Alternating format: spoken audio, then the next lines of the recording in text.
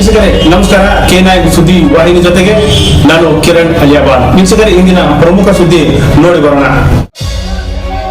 ಜಾತೀಯತೆ ಮಾಡಿಕೊಳ್ಳುತ್ತಾ ಇಡೀ ದೇಶದ ಪ್ರಾಮಾಣಿಕ ವ್ಯವಸ್ಥೆಯನ್ನೇ ಹಾಳು ಮಾಡುತ್ತಾ ನಡೆದಿದೆ.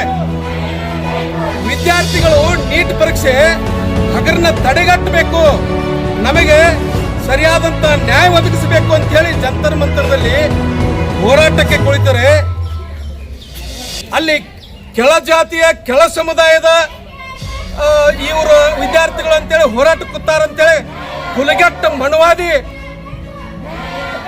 ಪ್ರಧಾನಮಂತ್ರಿ ಅವರು, ಶಿಕ್ಷಣ ಸಚಿವರು ಅವರ ಮಾತಿಗೆ ಮನ್ನಣೆ ನೀಡದೆ 20-25 ದಿವಸವರೆಗೂ ಅವ್ರು ಹೋರಾಟ ಕೂತರು ಕೂಡ ಇವ್ರದೇನು ಹೇಳುತ್ತೇಳಿ ಅವ್ರ ಮನಸ್ಥಿತಿಯನ್ನು ಅರ್ಥ ಮಾಡಿಕೊಳ್ಳದ ಬಂಡ ಇವ್ರೇನೋ ಒಂದು ಹೊಲಸು ಸರ್ಕಾರ ಇವ್ರೇನ ಸಬ್ಕಾ ಸಾಥ್ ಸಬ್ಕಾ ವಿಕಾಸ್ ಅಂತೇಳಿ ರಾಜಕೀಯ ಮಾಡ್ಲಿಕ್ಕೆ ಇವ್ರೇನು ಬಿಜೆಪಿ ಸರ್ಕಾರ ಬಂತು 2014ರಲ್ಲಿ ಏನೋ ಒಂದು ಒಳ್ಳೆ ಕೆಲಸ ಮಾಡ್ತಾರೆ, ಭ್ರಷ್ಟಾಚಾರವನ್ನು ಸಂಪೂರ್ಣ ಮುಕ್ತ ಮಾಡ್ತಾರೆ, ನಮ್ಮ ದೇಶಕ್ಕೆ ಒಂದು ಒಳ್ಳೆ ಆಡಳಿತ ಕೊಡ್ತಾರೆ ಅಂತ ಹೇಳಿ ಎಲ್ಲ ಸಮುದಾಯದ ನಾಗರಿಕ ಸಮಾಜ ಪ್ರತಿಯೊಬ್ಬರು ಮತ ಹಾಕಿದ್ದಾರೆ. ನಮ್ಮ ಪ್ರಧಾನಮಂತ್ರಿಗಳು ಇವರೇ ಸನ್ಮಾನ್ಯ ನರೇಂದ್ರ ಮೋದಿ ಅವರೇ ಆಗಬೇಕು ನಮ್ಮ ಪ್ರಧಾನಮಂತ್ರಿಗಳು ಅಂತ ಹೇಳಿ ಯಾ ಜಾತಿ ಕುಲ ಗೋತ್ರ ಧರ್ಮ ನೋಡದೆ ಅವ್ರಿಗೆ ಮತ ಹಾಕಿ ಆರಿಸ್ತಂದಿತ್ತು. ಆರಿಸ್ತಂದ ಮೇಲೆ 5 ವರ್ಷ ಅವರಿಗೆ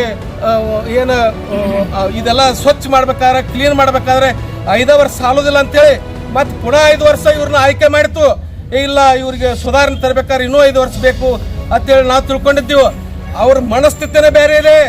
ಮೇಲ್ಜಾತಿಯವರು ಯಾವತ್ತೂ ಮೇಲೆ ಇರಬೇಕು, ಕೆಳಜಾತಿಯವರು ಬೆಳಿಬಾರ್ದು, ಕೆಳಜಾತಿ ಮಕ್ಕಳು ಬೆಳಿಬಾರ್ದು, ಒಳ್ಳೆ ವಿದ್ಯಾವಂತರಾಗಬಾರ್ದು, ಬುದ್ಧಿವಂತರಾಗಬಾರ್ದು ಅನ್ನೋಂಥ ಕುತಂತ್ರ ಬುದ್ಧಿ ಏನು ಬಿಜೆಪಿ ಸರ್ಕಾರದ ಇವರು ಆಟ ಹೂಡಿದ್ದಾರೆ, ನೀವೇ ಪ್ರತಿಯೊಬ್ಬರಿಗೆ ಕಲಿಸಿಕೊಡ್ತಾ ಇದ್ದೀರಿ. ನಮ್ಮ ಭಾರತ ದೇಶ ಎಲ್ಲ ಸಮುದಾಯದ ಮಕ್ಕಳು ಉನ್ನತ ಶಿಕ್ಷಣ ಪಡೆದು ನಮ್ಮ ಭಾರತ ದೇಶ ಏಳಿಗೆ ಆಗಬೇಕು ಅನ್ನುವಂಥ ಒಂದು ಭಾವನೆ ಇಟ್ಟುಕೊಂಡು ಎಲ್ಲ ಮಕ್ಕಳು ಯಾವ ಜಾತಿ ಕುಲ ಗೋತ್ರ ಇರಲಾರ್ದ ಎಕ್ದಮ್ ಕ್ಲೀನ್ ಆಗಿ ಸಾಲಿ ಕಲಿಯಕ್ಕಿರ್ತಾರೆ.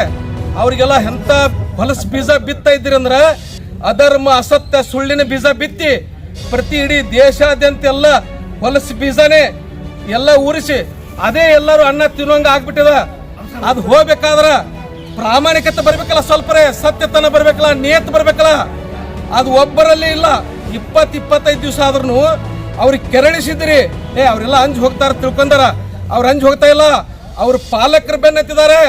ನಾವು ಕೂಡ ನಾವು ಮಕ್ಕಳಿಗೆ ಸಪೋರ್ಟ್ ಆಗಿ ಎಲ್ಲ ಸಮುದಾಯದ ಸಾರ್ವಜನಿಕರು ನಿಮ್ಮ ನೀಚತನ, ನಿಮ್ಮ ಬಂಡತನ, ನಿಮ್ಮ ಏನು ಕುಲಿಗೆಟ್ಟತನ ಏನಿದೆಯಲ್ಲ ಅದನ್ನು ಮಣ್ಣು ಮುಗಿಸಲಾಗಿ ಎಲ್ಲರೂ ತಯಾರಾಗಿದ್ದಾರೆ. ನೀವು ಪರಿವರ್ತನೆ ಆಗಿ ಸತ್ಯದ ಆಡಳಿತಕ್ಕೆ ಪ್ರಾಮಾಣಿಕವಾಗಿ ನಿಯತ್ತಾಗಿ ಆ ಸೀದಾ ಏನು ಶಿಕ್ಷಣ ಸಚಿವರಿದ್ದಾರಲ್ಲ ಅವ್ರು ರಾಜೀನಾಮೆ ಕೊಡಬೇಕು. ಬೇಕಂದ್ರೆ ನೀವೇ ರಾಜೀನಾಮೆ ಕೊಟ್ಟರು ಅಡ್ಡಿಲ್ಲ. ನೀವು ನಿಮ್ಮಲ್ಲಿ ಅರ್ಹತೆ ಉಳಿದಿಲ್ಲ.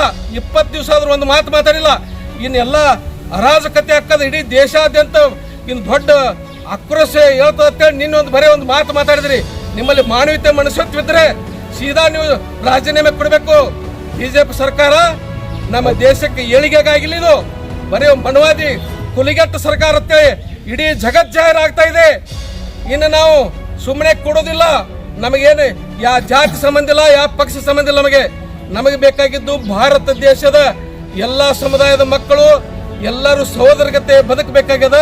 ಒಳ್ಳೆ ಸಂಸ್ಕಾರವಂತ ಸಮಾಜ ನಿರ್ಮಾಣ ಆಗಬೇಕಾಗ್ಯದ.